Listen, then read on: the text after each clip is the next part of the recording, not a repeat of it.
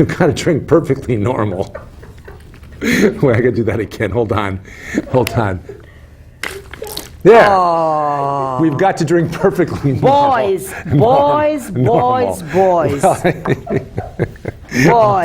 This is why we have. This is why our soup bowl has a big napkin next to it. Well. Welcome back to Progressive Soup. My name is David Stevenson. Last night we also had Daphne Clarke-Hudson on, and Daphne, who is a life coach who gives some marvelous advice to folks on running their life. Most often, and you can correct me if I'm wrong here, but most often it's to women who you empower. And may I ask you to relate some specific instances, without naming names, of course, specific instances of counseling sessions you've had, what people have been looking for, and how you approach. Because, of course, what I'm thinking is people watching the show, if they hear something which is sort of kind of like what they could use some help with, you're the person to go to. Thank you. So tell us, give us a good one to start off with. All right, so just to correct something, I do have a few brave male clients. Yeah, okay, good. Excellent. Those who are willing to let me rock their boats. Okay. Yeah, well, thanks, David. Thanks for having me back. And let me make this broad statement that every time a client comes to me, it is never what they tell me. Because once you start peeling the onion back, there's always something that they haven't thought of that they really need some advice on. Yes, and that's not only with the clients that I serve. It is with all of us, David, because as a person, we will never think of digging deep. It's like pulling the rubber band and letting it go. We are not going to do this. We're going to go, because what? It stings too hard. I like the onion example better because, like you say, you peel back an onion and the more layers you go down.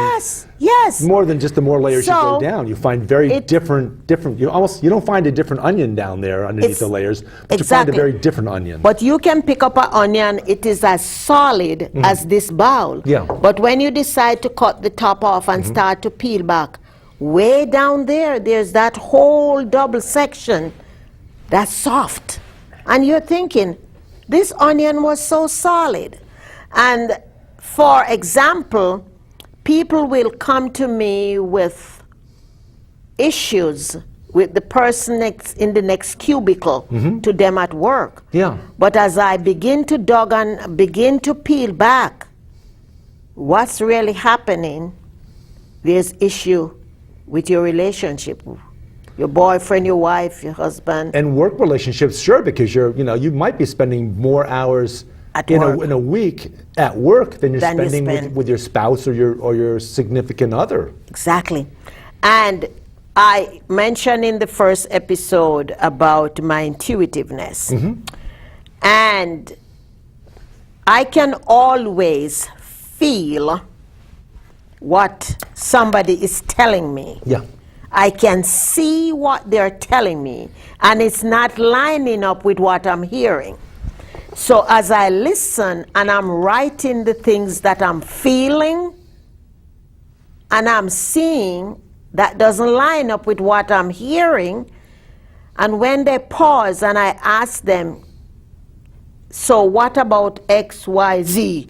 And they go like, well, how did you know that? You're the person on the outside. You're the impartial person. Because let's face it, if we all could be our own counselors, there would be no need for counseling. People would just write things down and figure them out for themselves. But that's not quite not the way very easy to do. That's right. That's why they need you. Go ahead. Continue. And I remember a lady, very astute individual. And she retired 3 careers. She was a high school teacher. Then she went into, she was a middle school teacher. Then she went to high school. And then she retired and became the school guidance counselor. And I met her at an event. What did she teach before she became the guidance counselor? Just general subjects matter, or General Okay. stuff. Nothing- but nothing- she was nothing still specific. Okay. Right. She was still young enough, and the position came up as the guidance counselor, and she took it. And she met me at an event where I was speaking, and she said, "I want you to be my coach." And I said to her, "I need to set up an intake session with you, because I don't just look at people and say, I'm going to coach you, Dave, because I don't know if I'm the right coach for you. Yeah. I don't know if what you need I can deliver. So I'm making sure I can at least deliver by having that initial conversation." Yeah. So I said, "Let's set up a time to talk." And she said, "No, I need you to be my coach. I already know. I heard enough today from you that I know you can be my coach." And there's a little bit of intuitiveness there. On her On her part. On her part too. Yeah. And she said to me that, "I don't even know why I want you to be my coach, because I don't want to be an entrepreneur and stuff like that." So then I start working with her, and I'm seeing intuitively all this stuff that she's doing. And then one week, she was out of state, so I was actually speaking with her on the phone.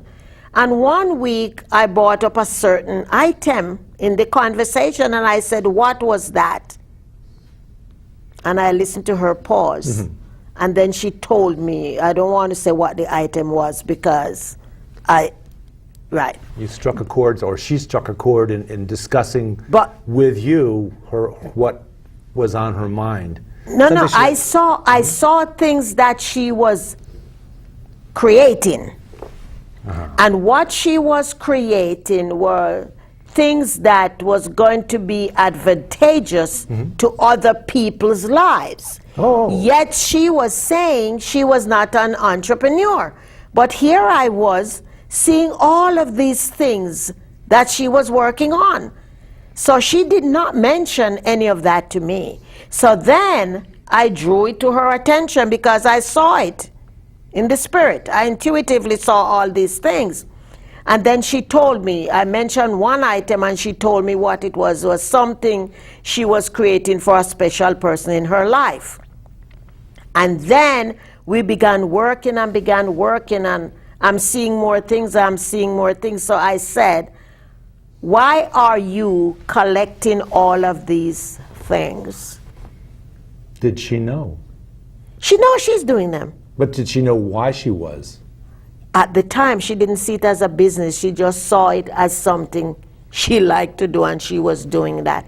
But she wasn't doing it in normal ways. She wasn't doing it as a process of earning income. Exactly. But then as we worked together, that business developed out of that. You pointed out some value in what she was doing. It was certainly valuable enough to make people want to Exactly. give her Exactly. something in exchange for what she was giving them. Right. There was one other client I had who had bad relationship with money, and he did not know when and where that resistance to money happened.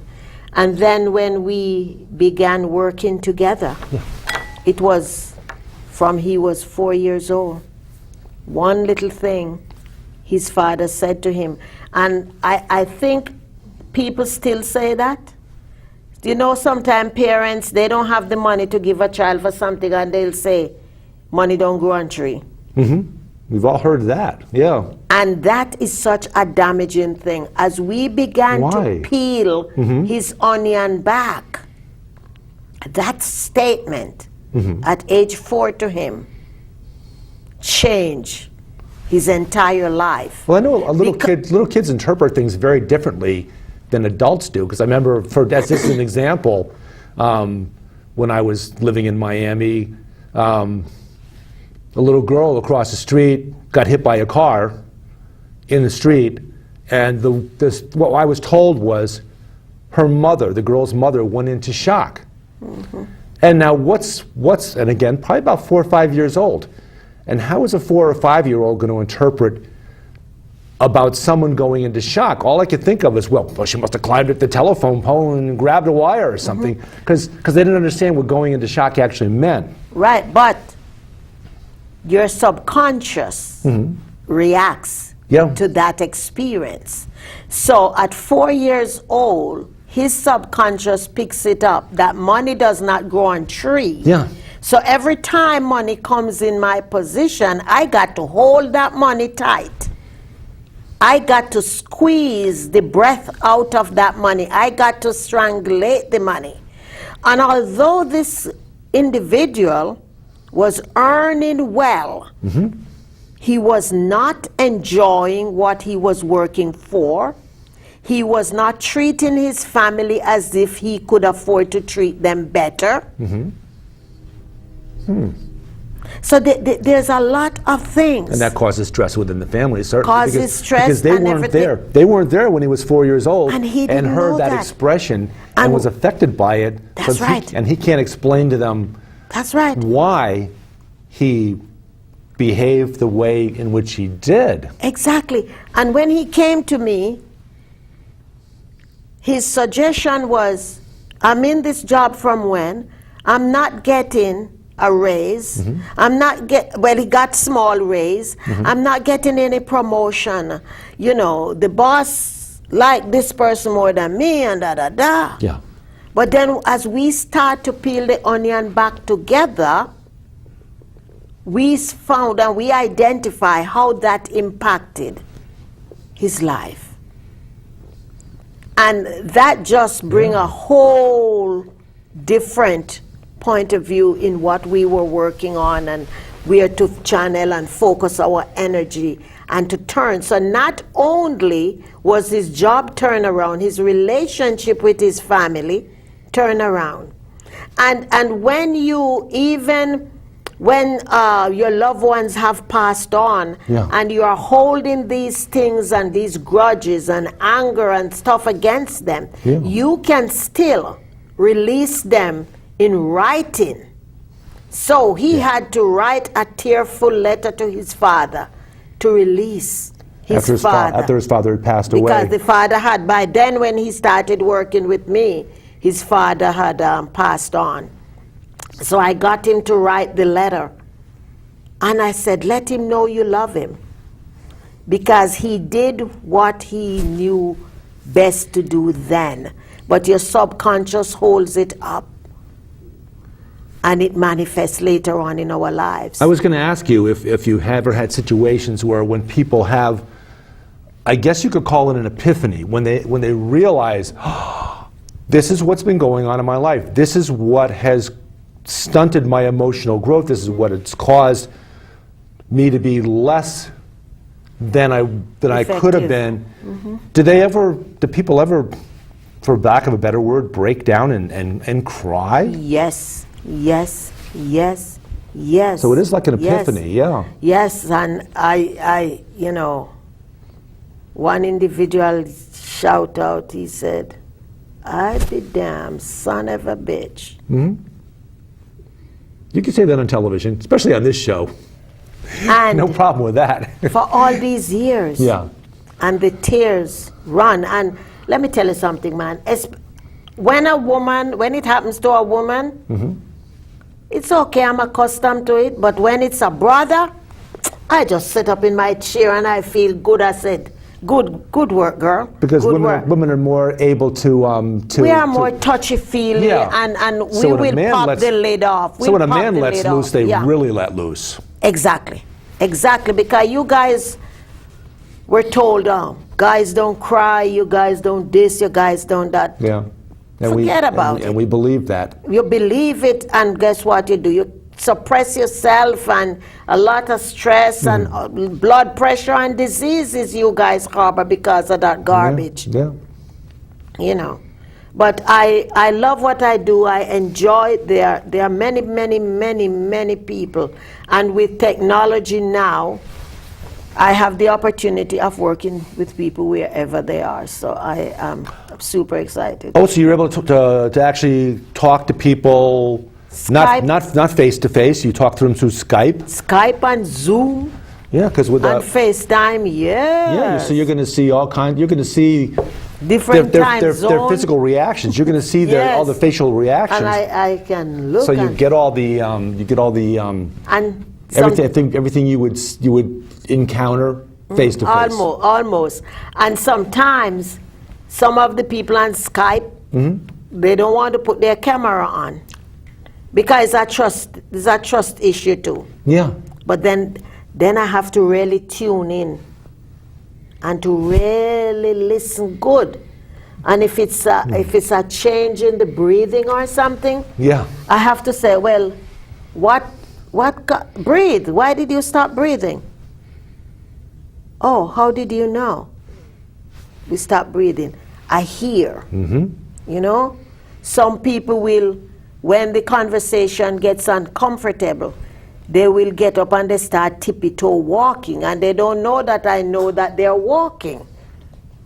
And these are the things that make this work so rewarding. And I tell people, there are many people that say they are coaches because the word coach is such an overused term now. And I said, a business card and a brochure does not make you a coach. You got to know how to connect with your people. And this is why I'm not the coach for everybody, and vice versa. You know? How do you manage at the end of a day, at the end of a session, how do you manage to not carry someone else's burden as your burden too?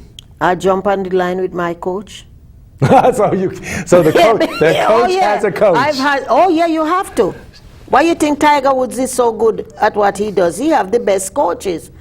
So I have to always, my coaches are few levels above me, because sometimes you get off, and let me tell you, it's like cement blocks on your head and your shoulder. And you got to be able to tap into that and reach out to somebody else. You have to have somebody relieve you of the burden. Exactly. The same way that you've relieved someone else's burden. Somebody else is relieving me. So I meditate. I do a lot of reading. But when I have a heavy case, I call my coach. That's wonderful. I call my coach. That is so good. And part of your counting on people you help, part of you counting on them to listen to you and to trust in you, is for you to be a trusting person. Exactly. And trust in someone else. And whether they're necessarily or not necessarily any more skilled than you, they're another person. Yes. They have a different perspective. They've had different life experiences, and so they can listen to you the same way you listen to someone else. Yes, and a lot of people, especially if they have never worked with coaches before, they don't understand that everything is highly confidential. And especially when it's somebody local and everybody around here, Danbury, Bethel, Brookfield, everybody seeing everybody. You have mutual friends. Exactly. And so the other friends can't even know. Even know that you're even discussing anything with them on a professional level. And I tell my clients, when we meet up, because a lot of time my clients and I are at the same events, I said, you don't need to introduce me to anybody as your coach.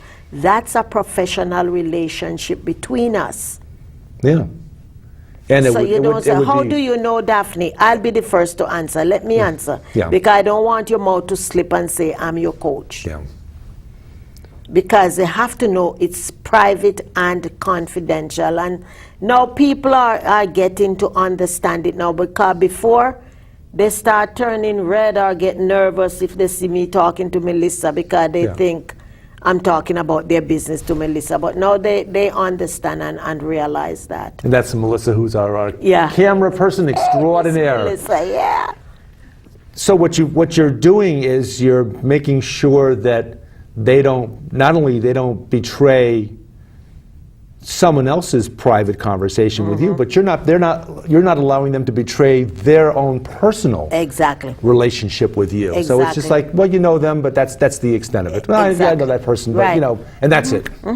And sometimes I don't even have to ask the people for testimonial. And I said, if you comfortable doing it, you just do it. But I'm not compelling for you to do it, especially when it's very sensitive issue. But they know how to frame it and they know how to put it, because they are no relief. It's like they got healing and they want to tell everybody else.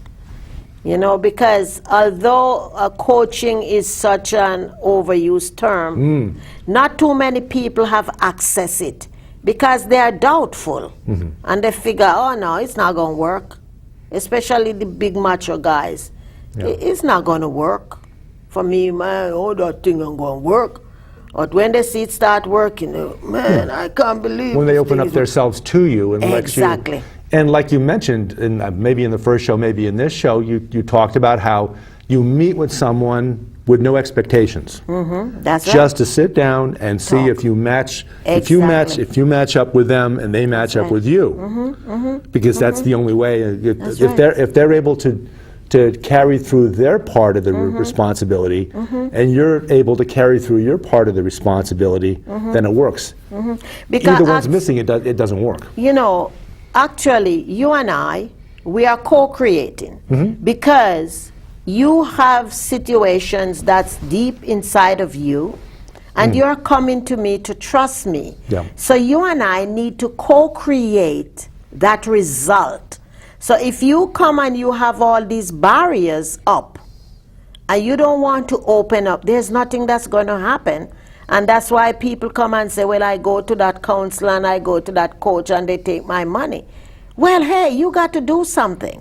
If you don't do the work, you cannot get the result. And I think this is where people really don't understand. The responsibility is not strictly on you, it's on them. That's right. A facilitator, a coach or a counselor. You don't do anything for them that they couldn't do for themselves if they had your skills, which they don't. Exactly. And they have to be willing. It's a willingness to open. It's the willingness to open. How vulnerable are you willing to be? Because every success has to be accompanied by vulnerability. If you are not going to be vulnerable, nothing is going to happen. How much of your mess are you willing to put out there? Because we got to own our truths. Everybody's truth comes in a different format. It have different color. But you see, when we begin to own our truths, we can move mountains. That's why you see those multi-millionaires, people not paying them for their qualifications, they're paying them for their story. You notice all those people who said they have gone through this, they have gone through that, and look at me now, and blah, blah, blah. That's what people pay for. So they want to hear what's all the mess you've been through and how you clean up that mess, you know? So become vulnerable, own your truth, be authentic, and you're on your way. We have time for one more example, one more interaction that you've had with someone that's been beneficial to them and maybe beneficial to you too. Go ahead, continue. I know it's a lot of responsibility. Yeah, I just have to know a frame because you don't want people to see the show, especially if you're going through somebody local and they say, you was on that man show talking about me. Use an example that you've had of a patient or somebody that you work with that, say, through Skype, that lives somewhere else in the world. There was an individual that was being molested by a family member. That happens a lot. And the mother of the individual would never believe that her brother was going to do that to Nobody the person. wants to believe that about a family member. Nobody. And that was an eye-opener for me because I knew it always happened when mothers have boyfriends that do it, but for her uncle, and it was her oldest brother the mother's oldest brother. Yeah. And to get her to accept responsibility to protect her daughter, it really wasn't easy. It really wasn't easy, but I promised that young woman in confidence that I was going to go bad for you. I said, you have my word. I said, I got your back. And, you know, every time, it's hard for me to talk about. It's really hard, but I gave her my word, and I went back, and the mother, she apologized to her. And she corrected the situation? And you know, when people are hurting, you go back and you listen to the uncle. Yeah. And he was hurting too. Yeah. So everybody was a victim, you know? Yeah. It's normally it's people that are victimized. Yes. They become victimizers. They're taught through their experience of being victimized that it's okay to do that, because it was okay for someone to do it to me. So it's okay. It's okay for me to do it to somebody else, and it generally strikes close to home, because there are people that you have a lot of intimate contact with. You know, that you're trusted, the adults trusted to take care of the young one. And we're gonna continue our discussion. We're coming down the end of the show. Progressive Soup. I'm David Stevenson, Daphne Clarke-Hudson, and we're both here kind of composing ourselves. And if we don't see anything else the rest of the show, forgive us. But we're gonna let the show fade out and just. Thanks for having me, Dave. Thanks. It's been wonderful having you, and for people that are out there to consider a life coach, to consider someone that they can confide in. It's a wonderful thing, and as you just mentioned, it benefits not just the person that's confiding in you, but it benefits, in her case, her daughter, and in her case, the older brother. Yes. So everyone benefited. Thanks for joining us. Thank you, Dave.